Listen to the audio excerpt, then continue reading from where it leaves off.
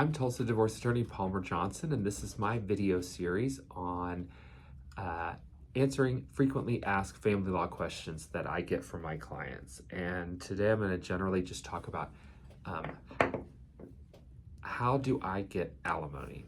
So I think a lot of people have misconceptions about alimony, what it is, really what it's for, and so what I'm going to talk about is really what is alimony in Oklahoma.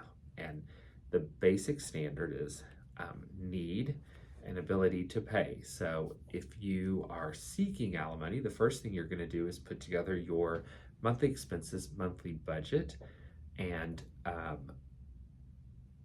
present that to show that you need, that there's a deficit between your income and how much it costs for you to maintain a similar lifestyle to what you had. And then the other part is ability to pay. So it really just depends in large part on the ability to pay, because if you're getting a divorce and you haven't been working, but the other party worked in a relatively low paying job, their ability to pay is going to be very, very low, because if they're barely earning enough to take care of themselves, then how do they support your household? And that would be a situation where you would really need to be making a plan for yourself to be able to earn income such that you could still maintain some kind of reasonable lifestyle.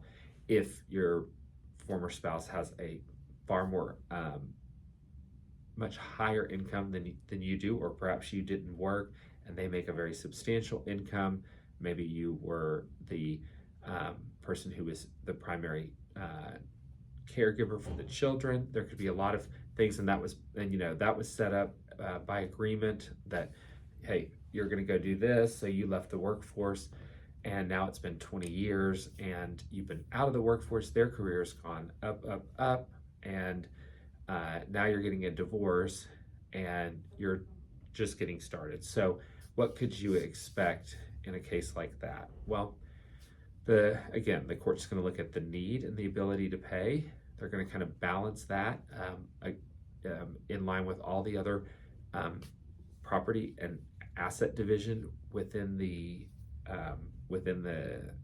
actual divorce, and make an award. So unless the parties agree, typically you're going to see an award that's 3 to 5 years, and the amount is going to be to adjust up from what your current earnings to what you need.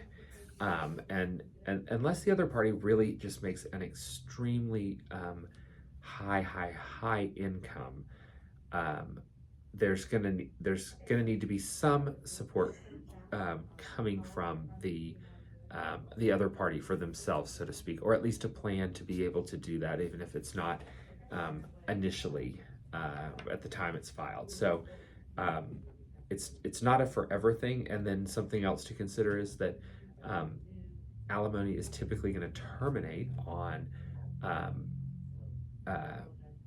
remarriage, and it can also terminate on cohabitation. It just depends on how the decree is written. And cohabitation would be where you're in a romantic relationship with someone of the opposite sex, is how the statute defines it. But the other thing you could deal with is if there's a change of circumstances, the other party's income drops significantly because they have a stroke and they can no longer work at the capacity that they could before.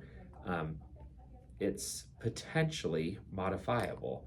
So if you are contemplating divorce and you think that you need advice about alimony and what you could expect in your case, please reach out to me at moms.law and schedule your low-cost consultation.